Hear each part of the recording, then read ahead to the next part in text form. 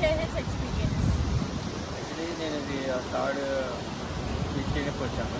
చాలా ఎక్స్పీరియన్స్ బాగుంది. నేను స్టార్టింగే అనుకున్నాను ఇలా క్లీన్ చేస్తే ఎలా ఎవరు చేస్తే ఎలా ఉంటుంది ఏంటని చెప్పి చాలా భయపడ్డాను.